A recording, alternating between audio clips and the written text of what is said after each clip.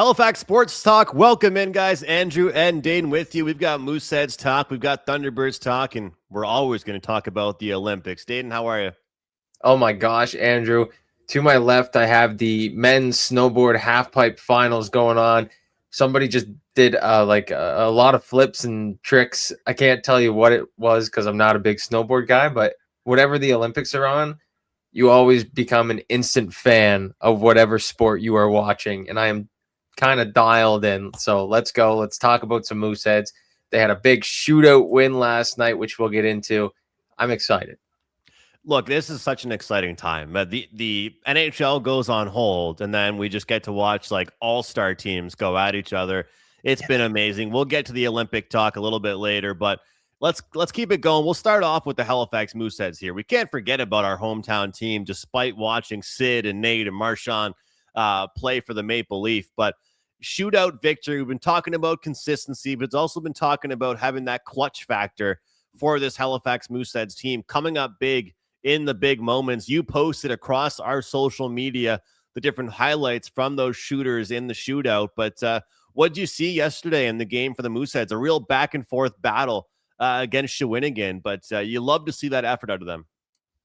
Definitely. And, you know, we've talked about it before. You've actually brought it up a couple of times on the show. The Moose Tracks Uncharted, the series that they do kind of behind the scenes. They're so good at getting that up quickly and being very timely with it. And the episode last night, they posted a video of Owen Phillips on their socials, and it started in the locker room. The Captain Phillips, getting the boys rallied up. He said, boys, last one should have been our game. This is ours tonight. We're going to get these guys.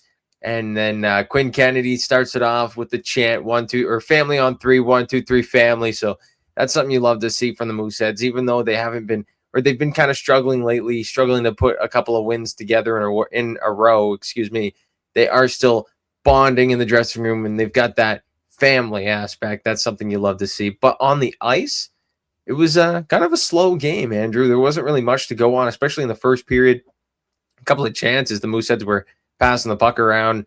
Kulibiak and a Kilfoyle had a nice chance in the first period, but it ended scoreless. And then Vince Ellie opened the scoring for Shawinigan, and Kalen Blake tied it with a shot from the top of the circles in the third. But there wasn't really much action all game until the shootout. Let me tell you, Andrew, that shootout was magical. Magical. You love to see it. I mean, look, shootouts, sometimes you wish, if you're on the losing end, you're like, oh, man, we need to have longer overtimes. If you are on the winning end, you're happy with a shootout. Like, that's how it always is. Like, you look at shootouts and you're thinking, oh, man, how could a game be settled like this? Then you look at the shooters, the guys that were able to get the job done, Carrier and Kilfoyle and Kulibiak. And I mean, when your guys are the guys that show up the way that they did, look at these goals these guys scored, the poise, the hands on them, the nice shots. And, you know, Dayton, I don't want to give myself and hurt my back here by patting myself, but I've been waiting for a low-scoring victory. And although it had to come in a shootout, we have been needing to see this from the Halifax Mooseheads. So, again, we're distracted by the Olympics right now. It's so great to see some of that hockey, and we've been loving watching it. But for all of us here in Halifax, for all of us following the Q, this is a big W for the Halifax Mooseheads for multiple reasons, I think. First of all, the clutch factor, getting it done in the shootout, but kind of dragging a team into the fight that it's a low-scoring game. Because what's funny is, and I'm going to relate this to game one for Team Canada at the Olympics. They put 5 goals up on the board. But how many people are talking about the shutout for Binnington or the defensive play that we saw? When you think about junior hockey these days, the average fan, unfortunately, is more excited about a 6-3 win. But the real hockey fans can show up to the Scotiabank Centre, and they will be more than happy to witness a 2-1, 3-1 hockey game. And I think for this young Halifax Mooseheads team, the more wins they can accumulate where they don't have to score 4 or 5 goals is a really good thing for that team.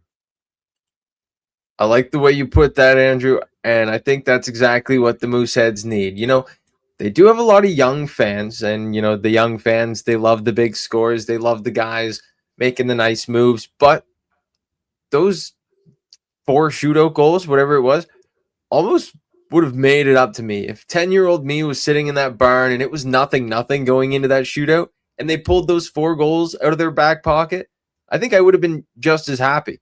You know what I mean? Because you still get to see 4 nice goals in the shootout. Your team goes home with the win. But like you mentioned, if your team's on the losing end of that and it's a 1-0 game and you get to see like maybe a couple of goals in the shootout, but your team still loses, then it becomes tough. So it's a 50-50 aspect, but I still think the Mooseheads, they got the longer end of the stick last night and their fans were sent home happy. They'll get another chance here tomorrow night when Moncton comes to town. So it'll be fun. Yeah, and as much as we talk about depth being an important factor, just going back to those shooters in the shootout, it's really nice when you're a coach and you can say, all right, Carrier, go ahead. All right, Kulibiakin, go ahead. Okay, Kilfoyle, you're up, and you've got that much talent on the top end where to say, okay, go out there and put some goals in the, in there for the shootout for us. So as much as I'm the guy that always preaches the bottom 6 helping out during the games, it's kind of nice when your guys can be clutch for you in that way. So I think it's a big emotional win for this team. And, I've been talking about it a lot, so I got to give them credit. First win of the week, right? Win the week, win the first start, win the first game, get off to a good note, build some momentum, because as I've been talking about in a very weird way, they've almost gotten better as weekends have gone on. So we'll see how that goes. Moncton, look, they've seen this team a handful of times before. They're going to play Moncton Friday. They're going to play Moncton on Monday. Very peculiar day, but of course it is a holiday. So interesting. And I'm going to go back to it and I'll send it back to you with this. We have to see a defensive battle against Moncton. Moncton's ranked top 10 in the CHL, not just the QMJHL. We know what Moncton's capable of. I think that towards the end of the season here, Halifax is going to realize the style of play they have to play to lead them to success. So hopefully they can have a good battle against the Wildcats. Andrew, 2 things actually I just noticed. I did say they played tomorrow night. It is tonight, Friday.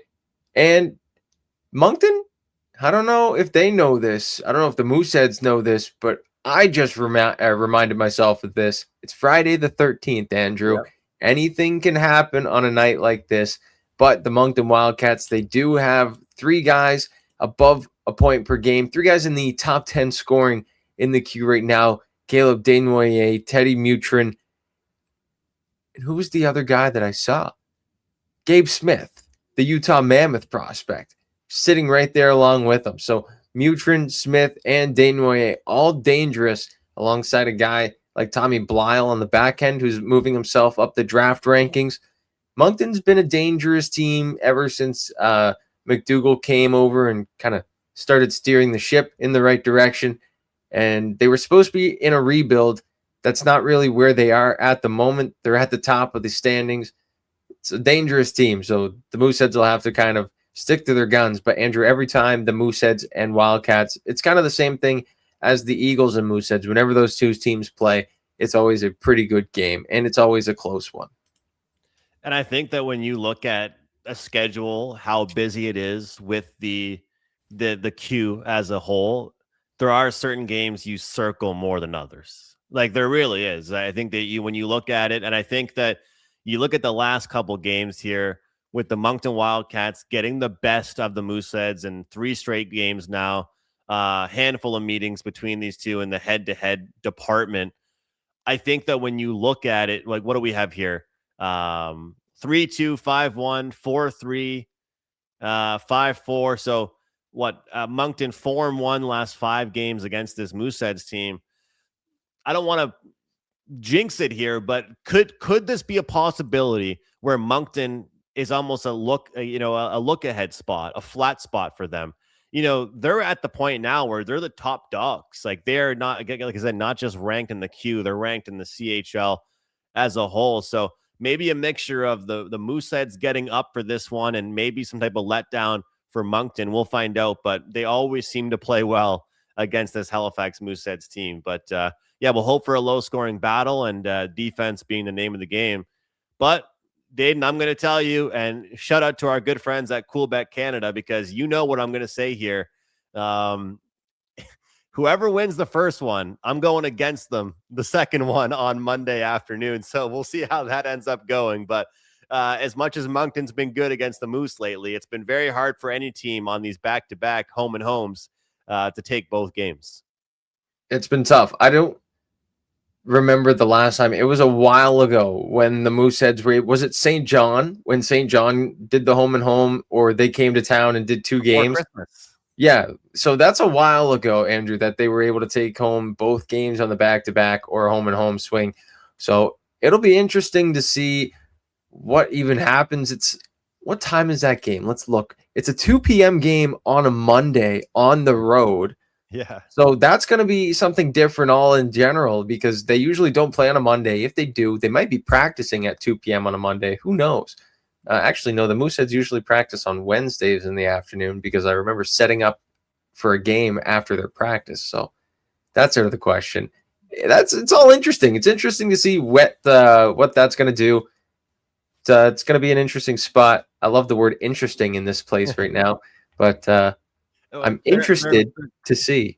Yeah, creatures of routine, right? Creatures of habit. Monday game is already weird, and then afternoon game makes it even weirder. So definitely curious to see how that ends up going. But you know what? Halifax takes on Shawinigan, get the W 2-1. Then they have back-to-back against Moncton. Let's look for a good weekend here. At least split the results, go 2-1 in the last 3, and get on a roll here with this Halifax Mooseheads team. Just want to shout out, if you're new to the channel, guys, we are posting at least twice a week here on the YouTube channel, Halifax Sports Talk. You guys can find us on Instagram. You can find us on TikTok. You can find us on X, as you see below in the bottom of the screen there. Coming up soon, we're going to be doing a lot of Halifax Wanderers coverage, lining up interviews, lining up some stuff to cover here and going to the games. And Mooseheads getting closer and closer to the playoffs. You guys can look for coverage from us, and we're bringing in Jeremy at least once a week, at least once every couple of weeks, to bring in some breakdowns, go over his insights, give us his predictions. Jeremy's on vacation this week. We're going to have him back next week, though.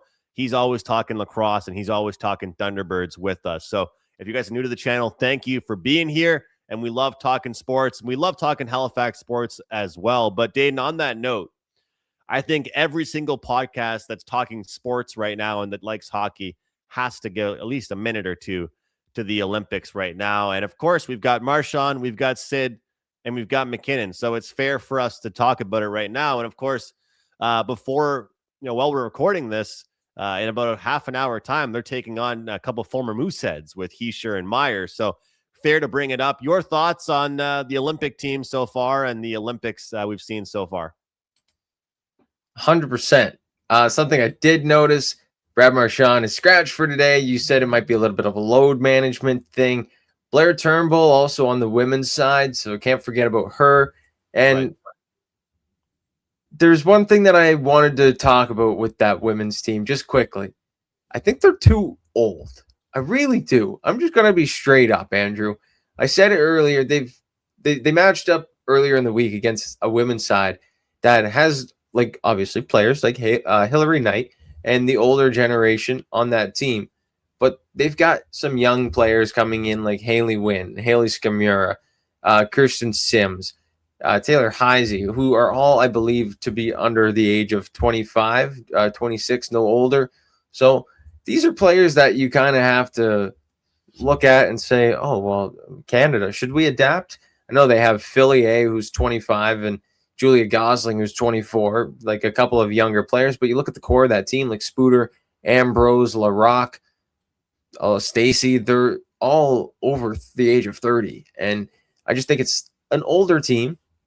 I think they have to adapt. Now, the men's team, Andrew, that's lethal, and the power play is probably illegal in most countries. When you have McKinnon, Crosby, and McDavid lining up against each other, or with each other, excuse me, and then Cale Makar on the back end. I didn't even catch who their other defenseman was, or if they went with 4 forwards. Did you catch that on their power play?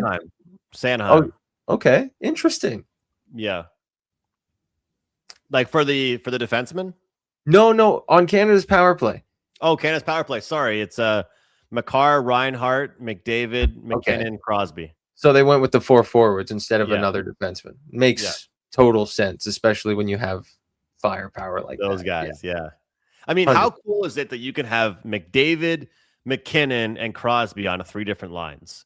And I think that nobody saw that coming. People thought we were going to get the Nova Scotia connection on one line.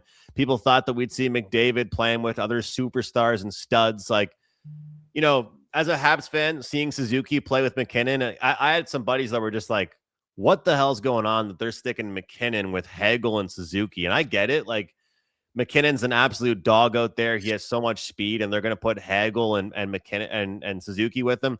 But I think those are just like 2 puck hounds. Like, Hagel's a puck hound. He's going to go out there and forecheck hard.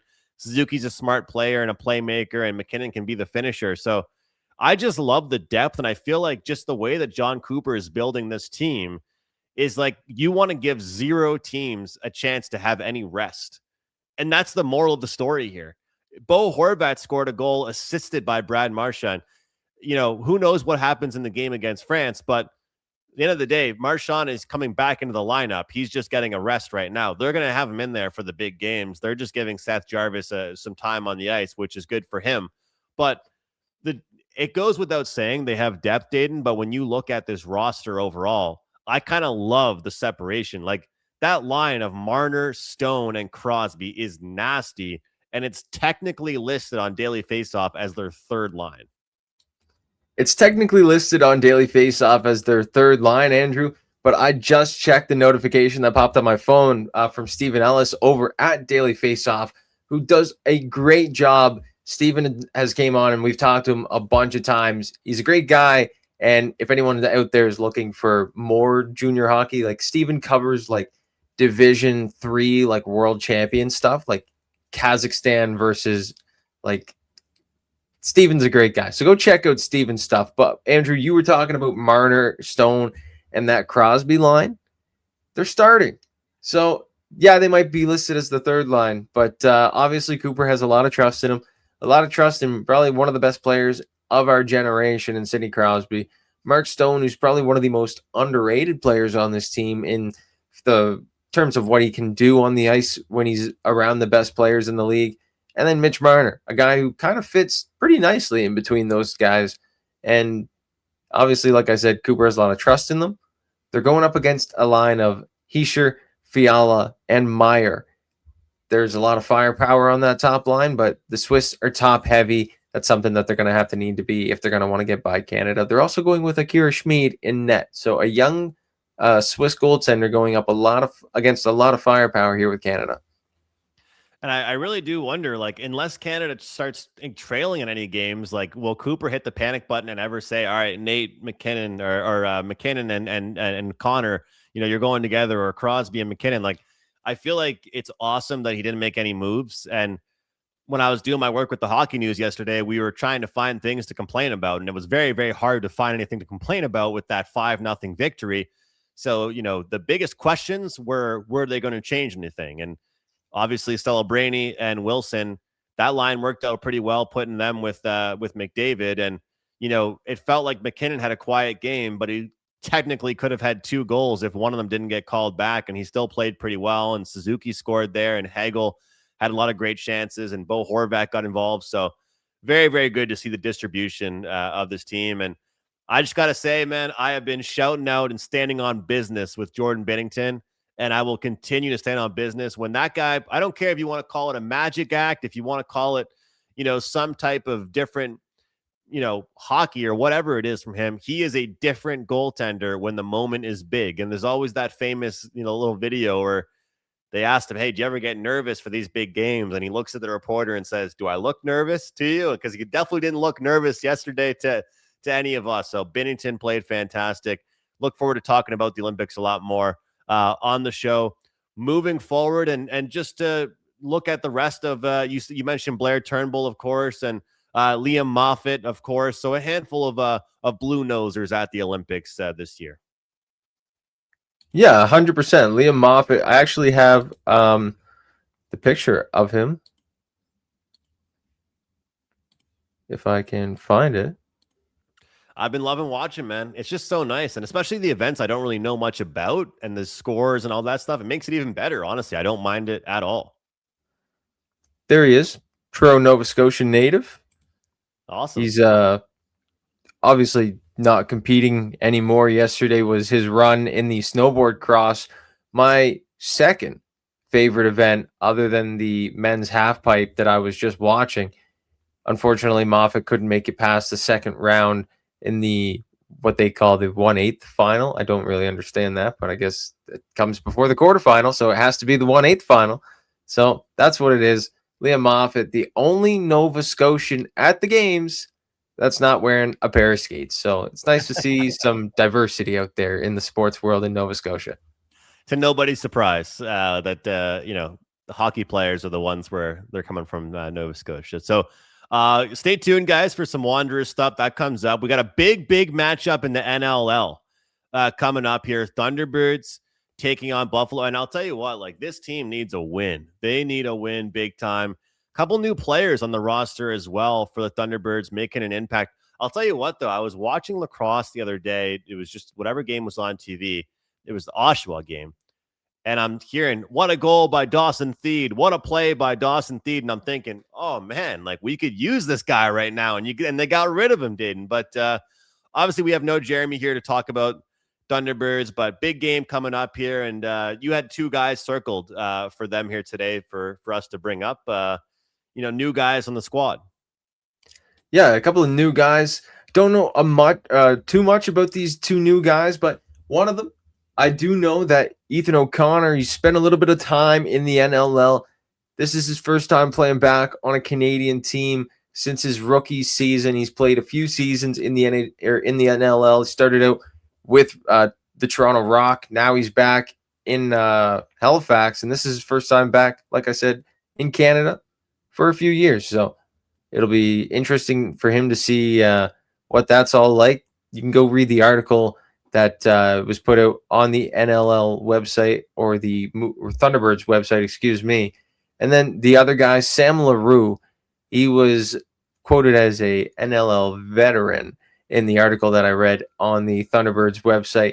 So you can kind of hope to see him put up some numbers. Maybe definitely has a couple of loose balls. That was the biggest stat that I found in the article that I read on the Thunderbirds website. Jeremy's big on the loose balls and the turnovers, and that's a big stat that, we didn't really know too much about before we dug into it a little bit more on the NLL website. Those guys are going to have to play a role, and maybe the role that they play will be big enough to get Halifax back in the win column.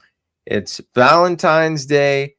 Mackie Jenner is on the mic doing some play-by-play for NLL. It's going to be a whole new look. She's going up with Pat Gregoire from Cool Bet.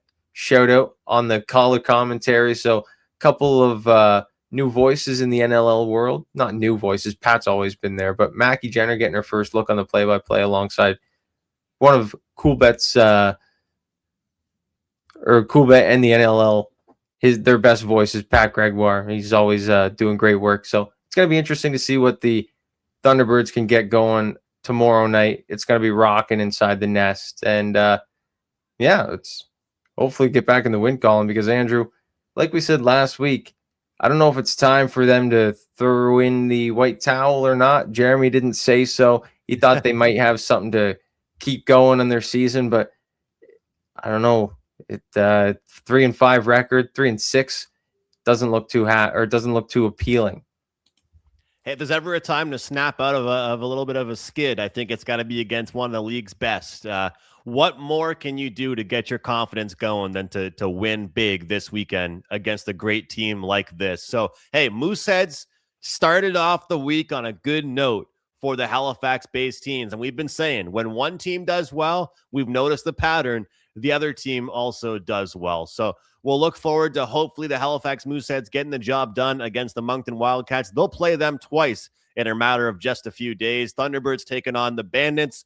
And, of course, we are cheering loud and proud for Team Canada at home. And, of course, all of our local players as well for both the men's and women's teams. But that will do it for today. Thank you for watching, guys. We'll see you next time right here on Halifax Sports Talk.